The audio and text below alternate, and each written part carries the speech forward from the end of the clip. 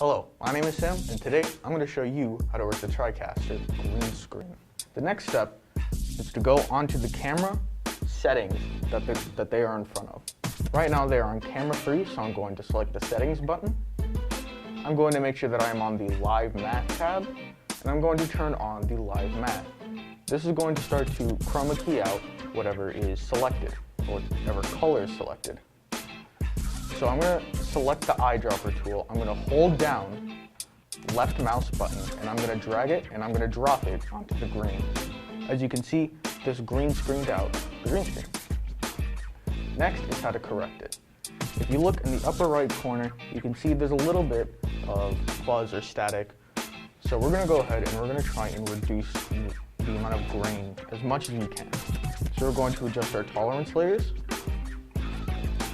our smoothest layer, our luma limit layer, our tolerance layer, and our smoothness layer.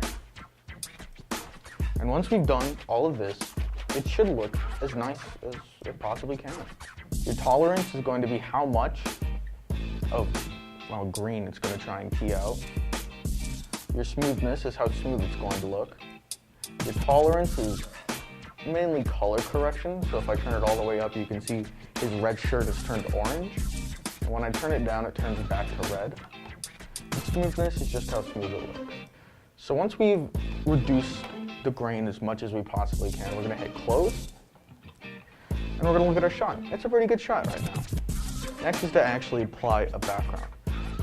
So on our Mix Effects tab, ME, which will be right here in the middle, you're going to make sure that you have the camera that is being keyed on the top, so camera 3, and then you're going to have the section down here that holds your background.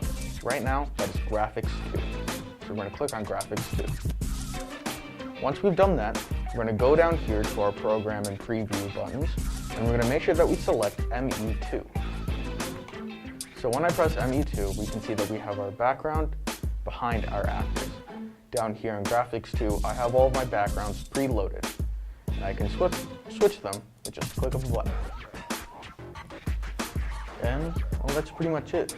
Setting up the green screen is not a hard task, and it is very, very simple to do. However, there are some things that you'll have to keep in mind. So to reduce the most amount of grain as possible, we're going to make sure that we leave a good amount of space between our actors and the green screen. As you can see here, I've used pretty much most of this platform here to separate the actors and the green screen, and that is because the closer you get to the green screen, the more grain there is, and the higher chance there is of them hitting the green screen, causing more grain to happen mid-show, and you can't fix the green screen mid-show. Another way that we can reduce grain on the show is by controlling the lighting, but these levers here are going to control where they are in the studio. So if we brighten it and lower it, we can see that grain is reduced heavily when we brighten the background.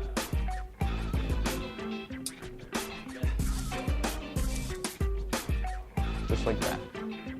Grain is very tricky to work with, and it is something that it takes time and experience to learn how to effectively reduce, but it is pretty simple.